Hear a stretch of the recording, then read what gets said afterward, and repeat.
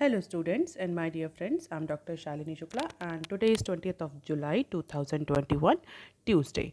Inspiration of the day is don't tell people about your dreams, show them. In today's discussion, we are going to cover these articles. Let's start with article number 1 given on page number 1. SEBI DRI propping some Adani firms government tells house. Recently हमने Adani group से related एक news पढ़ी थी जिसमें हमने ये discuss किया था कि 3 जो फॉरेन इन्वेस्टर्स हैं, सिग्निफिकेंट फॉरेन इन्वेस्टर हैं अदानी ग्रुप कंपनीज़ के, उनका account national security depository limited NSDL ने सीज़ कर दिया है।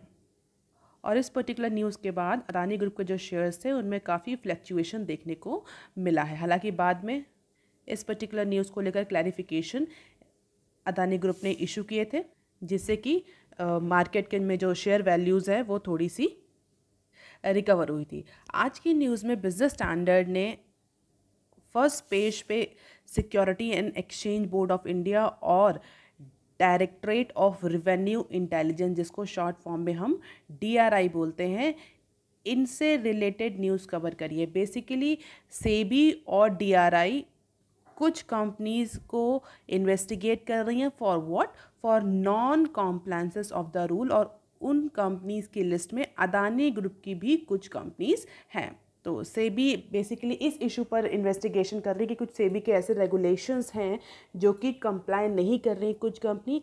इसके अलावा जो डायरेक्टरेट ऑफ रेवेन्यू इंटेलिजेंस है, that is also probing certain entities belonging to the Adani group under the law administered by it. तो दोनों ही इन्फोर्समेंट अथॉरिटीज़ का ये कहना है कि कुछ कंपनीज़ ऐसी हैं जो कि नॉन कंप्लायंस या किसी पर्टिकुलर रूल को फॉलो नहीं कर रही हैं, सेबी के as well as Directorate of Intelligence, Revenue Intelligence की। And owing to this, these two entities are actually investigating और probing few companies in which Adani group has its name. हालांकि इस बात को लेकर के बहुत क्लैरिटी कर दी है कि जो इन्फोर्समेंट डायरेक्टरेट है उसकी तरफ से ऐसा कोई इन्वेस्टिगेशन या ऐसा कोई प्रॉबिंग या जांच या इंक्वायरी नहीं चल रही है। And as per the official 6 Mauritius based fund that invested most of their money into Adani Group firms were frozen in financial year 2016 over the issuance of global depository receipts GDR by certain listed firms। और basically कौन कौन से 3 fund houses थे? Albula, Cresta and APMS investment fund. तो इन 3 funds का Adani group में एक सिग्निफिकेंट शेयर है। हालांकि इन तीनों अकाउंट को फ्रीज नहीं किया गया है, but as per the sources SEBI was looking into holding structure of these 3 funds while the DRI was investigating Adani Power and other group firms in connection with the over invoicing of imported coal and power plant equipment। तो basically इन issues की वजह से जितने भी enforcement authorities हैं, SEBI और DRI, they are actually propping the Adani group. तो बहुत सारे जो एक्सपर्ट हैं जिनका ये एंटिसिपेशन है कि जो इन्वेस्टिगेशन, जो इंक्वायरी हो रही है, ये नेशनल सिक्योरिटी डिपॉजिटरी NSDL ने स्टार्ट करी है, इनिशिएट करी है। तो उस पर क्लैरिफिकेशन है कि NSDL ने किसी भी अकाउंट को फ्रीज नहीं किया है और NSDL ने किसी भी तरह की इंक्वायरी इनिशिएट नहीं करी है। This inquiry is actually started by SEBI and DRI। And after initiation of this inquiry the stocks of Adani group has fallen as expected. तो अदानी टोटल गैस का जो मार्केट शेयर है वो -4.8% तक का फॉल उसमें देखने को मिला। इसी तरह transmission, Adani power, Adani green energy, Adani ports and Adani enterprises, इन सब के शेयर प्राइजेस में फॉल देखने को मिला after the announcement of this probing by SEBI and DRI। अब देख लेते हैं article number 2 that is given on page number 3। AGR dues can not be recomputed, supreme court reserves order.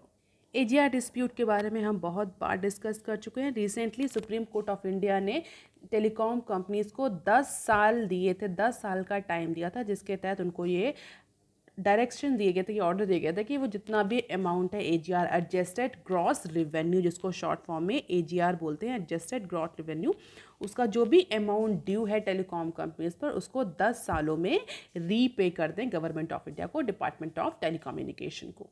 AGR क्या होता है? Basically AGR is a fee sharing mechanism between the government and telecoms who shifted to the revenue sharing fee model in 1999 from the fixed license fee model. पहले एक fix licence फी होती थी, वो telecom companies जो थी उनको पे करनी होती थी. Later on these companies and government move और shifted into revenue sharing model कि जितना रिवेन्यू जनरेट हो रहा है उसमें कुछ परसेंटेज आपको शेयर करना पड़ेगा गवर्नमेंट को एज अ फी. तो ये AGR एक टाइप का अरेंजमेंट था between telecommunication companies and government, और इसी को लेकर के एक डिस्प्यूट जनरेट हुआ था कि AGR कैलकुलेशन को लेकर के टेलीकॉम कंपनीज जो हैं वो नॉन टेलीकॉम ऑपरेशन से जो रेवेन्यू जनरेट हो रहा था उसको AGR कैलकुलेशन में नहीं इंक्लूड कर रही थी, जबकि गवर्नमेंट का ये कहना था कि जो टेलीकॉम और नॉन टेलीकॉम दोनों तरह के ऑपरेशन से जो रेवेन्यू जनरेट हो रहा है उन दोनों को ही इंक्लूड किया जाना चाहिए एनुअल रेवेन्यू कलेक्शन में और AGR कलेक्शन में, जिससे कि गवर्नमेंट का शेयर बढ़ता. इसको लेकर डिस्प्यूट था. Recently supreme court of India ने ऑर्डर किया कि जो गवर्नमेंट की डेफिनेशन है वो सही है AGR कैलकुलेशन की, और जितना भी अमाउंट ड्यू है अभी तक का AGR कैलकुलेशन को लेकर के टेलीकॉम कंपनीज वो 10 सालों में, आगे आने वाले 10 सालों तक वो गवर्नमेंट ऑफ इंडिया को रीपे करें. और इस पर्टिकुलर ऑर्डर के बाद बहुत ज़्यादा बर्डन आ गया था मैक्सिमम 3 कंपनीज में. कौन कौन सी 3 कंपनीज थी? Bharti Airtel, Vodafone Idea and Tata tele services. तो अभी रिसेंटली इस ऑर्डर के बाद ये तीनों ही टेलीकॉम कंपनीज एपेक्स कोर्ट में फिर से गई. सुप्रीम कोर्ट में इन्होंने फिर से दरखास्त करी कि जो AGR कैलकुलेशन में जो एरर हैं, जो department of telecommunication AGR calculation में कुछ एरर कॉज कर रहा है जिसकी वजह से जो AGR कैलकुलेशन है वो ज़्यादा आ रहा है, तो उसको रिवाइज किया जाए. तो सुप्रीम कोर्ट पहले भी इस पर्टिकुलर इशू पर अपना ऑर्डर दे चुकी थी. सुप्रीम कोर्ट का फिर भी कहना था कि multiple time supreme court has observe and said that this AGR dues can not be recomputed. इन्हें रिकम्प्यूट नहीं किया जाएगा. जो भी ड्यूज कैलकुलेटेड है उतने ही ड्यूज टेलीकॉम कंपनीज को पे करने पड़ेंगे. सुप्रीम कोर्ट ने उन्हें 10 साल का टाइम दिया है जिससे कि उन पर इमीडिएट बर्डन ना पड़े. हालांकि इस बार अप्रोच करने पर भी सुप्रीम कोर्ट का जो स्टैंड था that is similar, but still supreme court ने जो ऑर्डर है वो अभी के लिए रिजर्व करके रखा है. हालांकि कंपनीज के जो रिप्रेजेंटेटिव्स हैं उनका ये कहना है कि अरिथमेटिक कैलकुलेशंस जो हैं उसको तो सुप्रीम कोर्ट रेक्टिफाई करने के ऑर्डर दे सकती है, while clarifying that no one was blaming DOI for this as these are arithmetic entries. लेकिन सुप्रीम कोर्ट फिलहाल के लिए इस पर कोई भी टेक या स्टैंड लेने को तैयार नहीं है.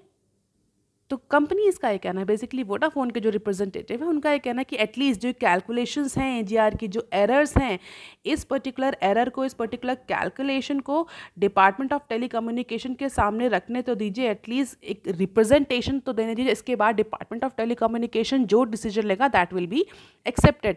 कंपनीज का ये कहना है कि जो अरिथमेटिक और जो माइन्यूट एरर्स हो रही हैं उसको रिप्रेजेंट करने का मौका या चांस उनको देना चाहिए. The firm also inform the court of its financial situation due to 58,400 crore AGR dues and its surmounting debt of 1.8 trillion. तो वोडाफोन सबसे ज़्यादा अफेक्ट हुई इस पर्टिकुलर डिसीजन से. जो AGR ड्यू है वो 58,000 करोड़ का AGR ड्यू तो कंपनी पर है ही. इसके अलावा जो अगर अदर डेट्स को भी मिलाए तो अप्रॉक्सीमेटली 1.8 ट्रिलियन का डेट वोडाफोन पर है, जिसको लेकर के वोडाफोन ने सुप्रीम कोर्ट को अपनी फाइनेंशियल सिचुएशन के बारे में भी बताया कि अभी उसकी फाइनेंशियल सिचुएशन इतनी अच्छी नहीं, तो इस तरह की एरर्स जो है कंपनी वो अफोर्ड नहीं कर सकती है. और यही सेम स्टांस भारती एयरटेल का भी है. उनका भी कहना है कि there is a duplication in certain calculations, also the payment made but not accounted for in the calculation of the AGR due. So he said certain permissible deductions have not been allowed. So there are certain types of error that companies are indicating, but फिलहाल के लिए supreme court ने कोई order इस पर नहीं दिया है. So these are the few instances where companies have actually represented their concern with Supreme Court. And government of India का क्या टेक रहा है इसमें, सुप्रीम कोर्ट का क्या टेक है इस पर, इसको आप देख सकते हो. सुप्रीम कोर्ट ने कहा है कि इस पर्टिकुलर इशू पर ऑर्डर पास किया जाएगा.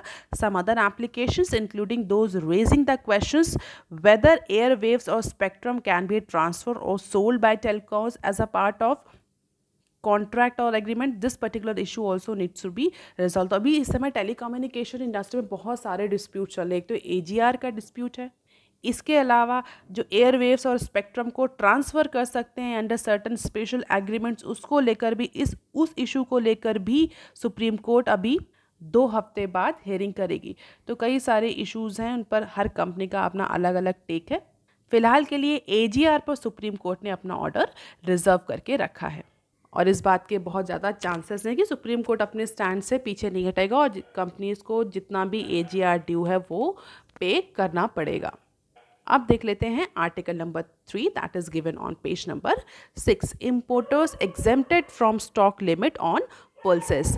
इस मंथ के स्टार्टिंग में गवर्नमेंट ऑफ इंडिया ने जो भी इम्पोर्टर्स हैं उनको पल्सेस को स्टॉक करने के लिए कुछ लिमिट इम्पोज करी थी। उस लिमिट से ज़्यादा पल्सेस स्टॉक पाइल नहीं करी जा सकती थी बाय इम्पोर्टर। और जैसे ही ये गवर्नमेंट ने रेगुलेशन इम्पोज किया, जो ट्रेडर्स और इम्पोर्टर्स हैं उन्होंने स्ट्रांगली इस पर्टिकुलर डिसीजन को, इस पर्टिकुलर रेगुलेशन रूल को अपोज किया। और इस पर्टिकुलर स्ट्रांग अपोजिशन के बाद में सेंटर ने मंडे को कुछ लिमिट्स को रिलैक्स कर दिया है for wholesalers, millers and lifted it completely for importers. तो इम्पोर्टर्स के लिए तो इसको कम्प्लीटली लिफ्ट कर दिया गया। इट मीन्स उन पर कोई लिमिट नहीं है, वो जितना चाहे अपने अकॉर्डिंग पल्सेस का स्टॉक पाइल कर सकते हैं। बट जो होलसेलर्स हैं, मिलर्स हैं, उनके लिए कुछ लिमिट है, but that limit has also been relaxed.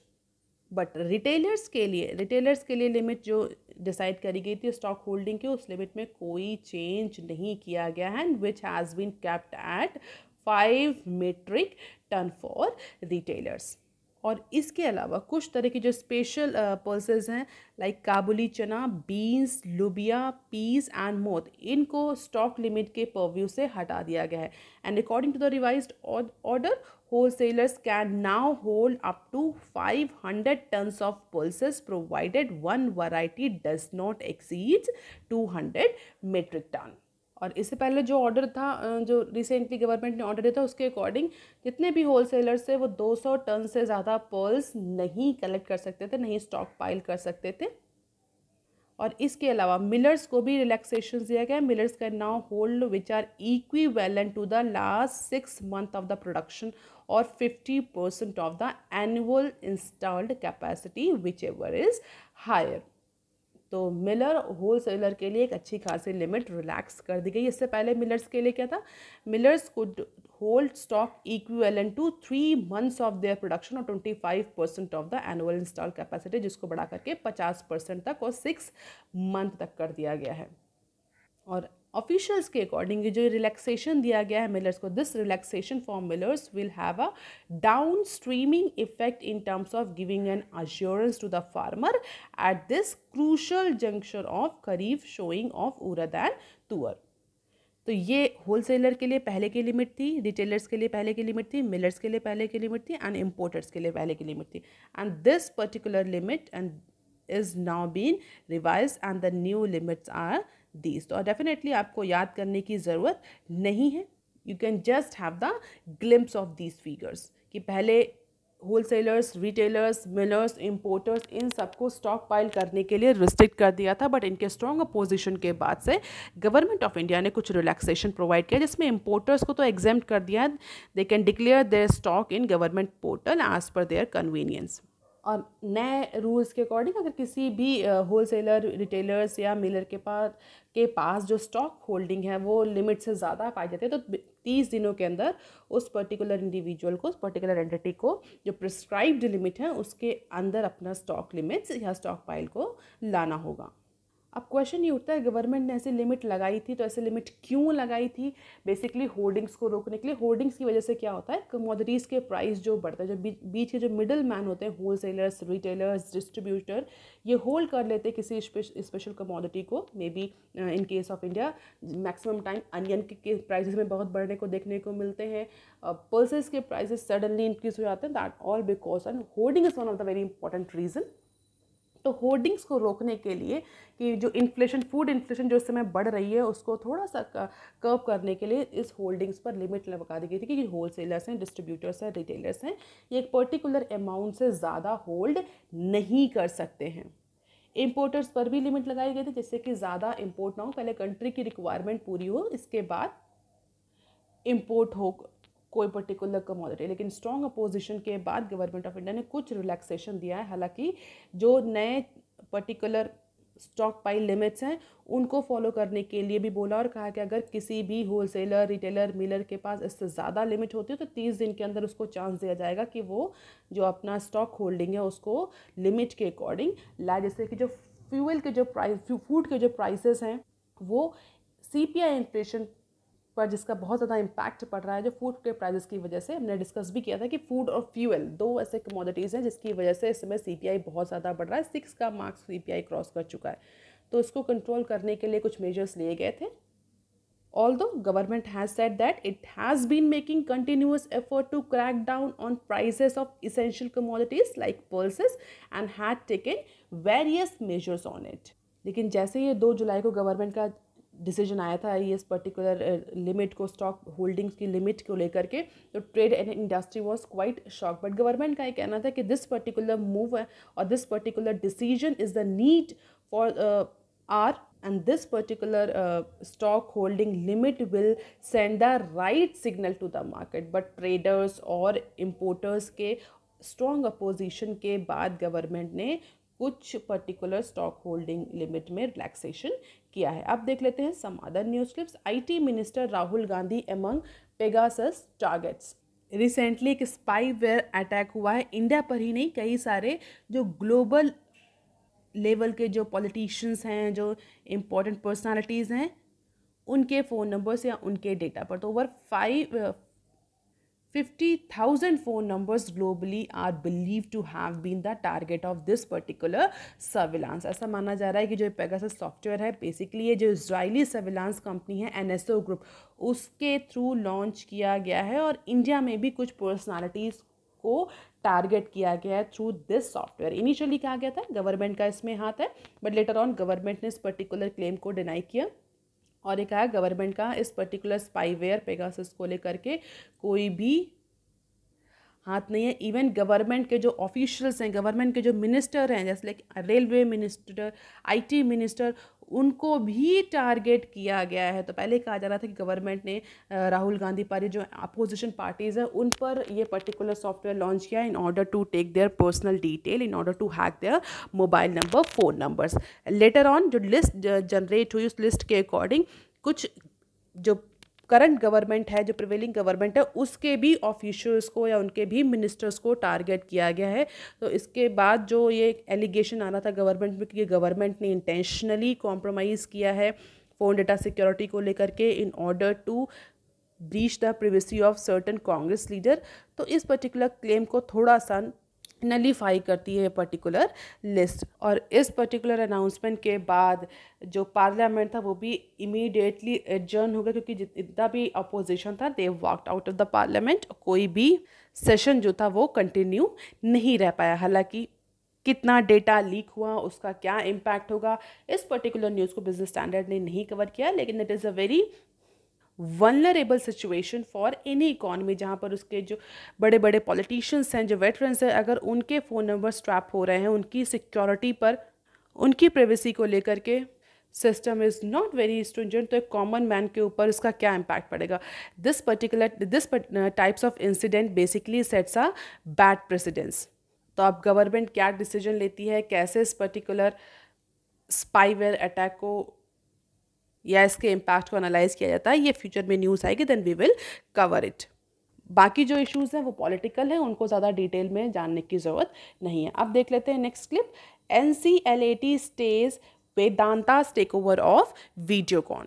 National company law appellate tribunal, जिसको शॉर्ट फॉर्म में हम NCLAT बोलते हैं, NCLAT ने मुंबई बेंच, जो national company law tribunal NCLT की जो मुंबई ब्रांच है, उसने जो ऑर्डर दिया था, इस ऑर्डर के तहत जो ट्विन स्टार कंपनी कौन है? Twin star company basically Vedanta की प्रमोटर एंटिटी है। ट्विन स्टार कंपनी का टेक ओवर करने वाली थी वीडियोकॉन को। जो ऑर्डर सबमिट किया था, जो रिजोल्यूशन प्लान सबमिट किया था ट्विन स्टार ने, उसको एक्सेप्ट कर लिया था नेशनल कंपनी लॉ ट्रिब्यूनल की मुंबई ब्रांच ने। उस पर्टिकुलर ऑर्डर के तहत Vedanta was going to acquire the Videocon through its promoter entity Twin Star technology.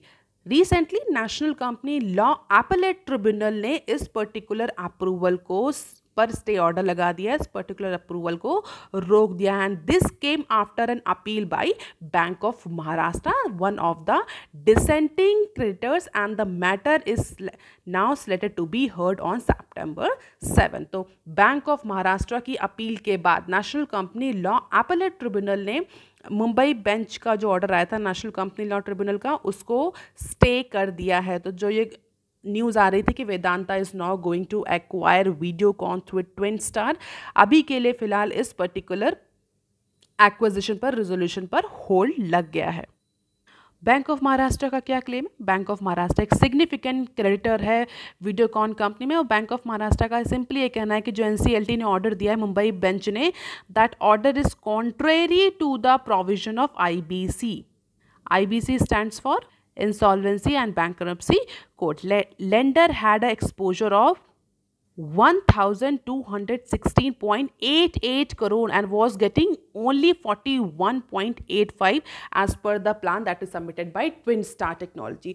तो 1,000 करोड़ से ऊपर का लोन है और केवल 41 करोड़ ही मिल रहे हैं बैंक ऑफ महाराष्ट्र को as per this resolution plan, और जिसको लेकर के clearly bank of Maharashtra national company law appellate tribunal में गया और जहां इस ऑर्डर को होल्ड कर दिया गया है। इंपॉर्टेंटली इस पर्टिकुलर प्लान के अकॉर्डिंग जो कि वेदांता ने सबमिट किया था, ट्विन स्टार टेक्नोलॉजी से सबमिट किया था, इसके अकॉर्डिंग 95% हेयर कटिंग हो रही है फॉर क्रेडिटर्स, जिसको लेकर के बैंक ऑफ महाराष्ट्र ने डायरेक्टली अपील की थी और इट वॉज मोस्ट लाइकली कि ये पर्टिकुलर ऑर्डर स्टे हो जाएगा। अब देख लेते हैं next clip. Top banks again move to Supreme Court to keep RBI inspection report hidden. कुछ सालों पहले RBI ने एक इंस्पेक्शन किया था, जो पब्लिक सेक्टर बैंक्स हैं उन पर इंस्पेक्शन किया था, और उस रिपोर्ट को एनॉनिमस रखा गया था, हिडन रखा गया था, even from the bank and the employ. केवल बैंक भी और बैंक के जो लोअर लेवल के जो एम्प्लॉय थे वो उस पर्टिकुलर रिपोर्ट को नहीं देख, केवल टॉप मैनेजमेंट को अलाउ था कि वो उस रिपोर्ट को देख पाएँ। रिसेंटली 2015 में सुप्रीम कोर्ट ने एक रूलिंग दी थी और जिसमें डायरेक्ट किया था RBI को कि जो रिपोर्ट है इस रिपोर्ट को RTI एक्ट के तहत पब्लिक को और जो बैंक के employees whosoever is interested in actually seeing this report, RTI act के तहत आप उस रिपोर्ट को अवेलेबल कराएं पब्लिक फोरम में। So far no such report has been made public given that banks as well as the central government has challenge the ruling in various veg.